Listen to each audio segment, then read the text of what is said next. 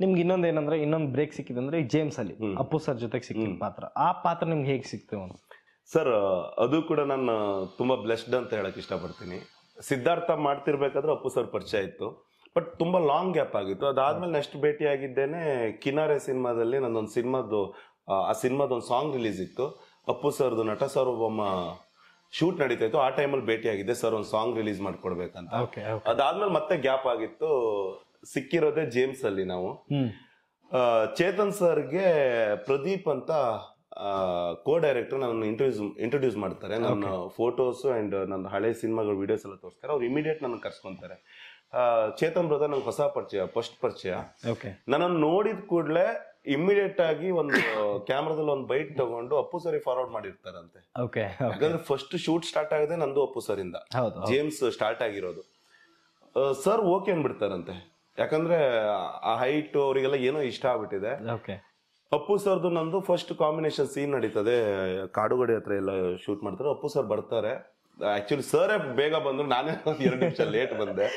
ಸರ್ಗೆ ಹೋಗಿ shake hand ಕೊಟ್ಟೆ.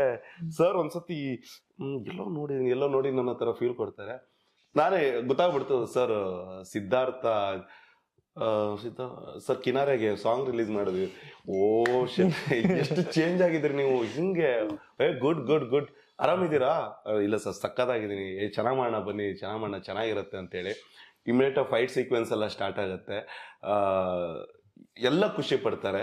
ನಾನು ಚೇತನ್ ಬ್ರೋಗೆ ಯಾವತ್ತೂ ಥ್ಯಾಂಕ್ಸ್ ಹೇಳ್ತೀನಿ, ನಾನು ಇವತ್ತು ಹೇಳ್ತೀನಿ. ಯಾಕಂದ್ರೆ ಅಂತ ಸ್ಟಾರ್ ಮುಂದೆ ಒಂದು ಮೇಜರ್ ಕ್ಯಾರೆಕ್ಟರ್ ಆಕ್ಚುಲಿ ಚೆನ್ನಾಗಿರುತ್ತೆ. ಅಂದ್ರೆ ಸಿನಿಮಾ ನೋಡಿದ್ರೆ ಡೀಪ್ ಆಗಿ ನೋಡಿದ್ರೆ ಗೊತ್ತಾಗ್ಬಿಡುತ್ತದೆ. ಆಕ್ಚುಲಿ ಆ ಪ್ರತಾಪ್ ಅರಸನ ಒಂದು ಕ್ಯಾರೆಕ್ಟರ್ ಕೊಟ್ಟು ಅಪ್ಪು ಸರ್ ಎದುರುಗಡೆ ಆಕ್ಟ್ ಮಾಡೋದಿದೆಯಲ್ಲ, ಅದು ತುಂಬಾ ಹೆಮ್ಮೆ ಅನ್ಸುತ್ತೆ. ನಂಗೆ ಇವತ್ತು ಪ್ರೌಡ್ ಫೀಲ್ ಇದೆ ಸರ್.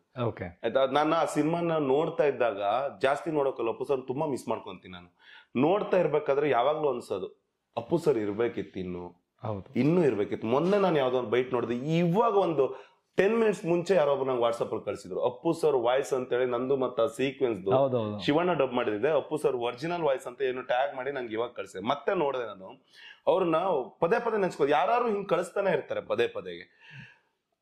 ಸರ್ ಹಿಂಗೆ ನೋಡ್ತಿರ್ಬೇಕಾದ್ರೆ ಅಥವಾ ಯಾವ್ದಾದ್ರು ಒಂದು ಬೈಟ್ ಅಪ್ಪು ಸರ್ ಏನೋ ವಿಡಿಯೋ ನೋಡ್ಬೇಕಾದ್ರೆ ಸಿಕ್ಕಾಪಟ್ಟೆ ಬೇಜಾರಾಗುತ್ತೆ. ಸ್ಟಾರ್ಟಿಂಗ್ ಅನ್ಸಿರ್ಲಿಲ್ಲ, 1 ತಿಂಗಳು 2 ತಿಂಗಳು ಇಲ್ಲ ಅಪ್ಪು ಸರ್ ತೀರ್ಕೊಂಡ್ಬಿಟ್ರು ಅನ್ನೋದು ಅನ್ಸ್ತಾ ಇತ್ತು. 3 ಮಂತ್ಸ್ ಆದ್ಮೇಲೆ ಗೊತ್ತಾಯ್ತು ಅವ್ರನ್ನ ಎಷ್ಟು ಮಿಸ್ ಮಾಡ್ಕೊಂತ ಇದೀವಿ ನಾವು. ಅವ್ರು ಬೇಕಿತ್ತು, ಅವ್ರಿಗೆ ಅಟ್ಲೀಸ್ಟ್ ಏನು ಅಂದ್ರೆ ಅಪ್ಪು ಸರ್ ಬದುಕ್ಬೇಕಿತ್ತು. ಇರ್ಲಿ ಅಂದ್ರೆ ಆರೋಗ್ಯ ಎಲ್ರಿಗೂ ಕೆಡತ್ತೆ, ಕೆಡ್ಲಿ ಪರವಾಗಿಲ್ಲ, ಬಟ್ ಇರ್ಬೇಕಿತ್ತು ಅಪ್ಪು ಸರ್. ಇವತ್ತು ಅವ್ರು ಎಷ್ಟು ಖುಷಿ ಪಡೋರು ಅಂದ್ರೆ ಈ ಸಲಾರು ಈ ತರದ್ದು ನನ್ಗೂ ಒಂದೇನೋ ವಿಷ್ಣು ಕ್ಯಾರೆಕ್ಟರ್ ಎಲ್ಲಾ ಕಡೆಯಿಂದ ಅಪ್ರಿಸಿಯೇಷನ್ ಸಿಗ್ತಾ ಇದೆ. ವಿಮರ್ಶಕರಿಂದ ಚೆನ್ನಾಗಿ ಮಾತು ಬರ್ತಿದೆ ಅಂದ್ರೆ ಅಪ್ಪು ಸರ್ 100% ಕರೆದು ಮಾತಾಡ್ಸಿರೋರೇನು, ಚೆನ್ನಾಗಿ ಮಾಡಿದ್ರಿ ಶೆಟ್ರೆ ಅಂತ ಹೇಳಿ.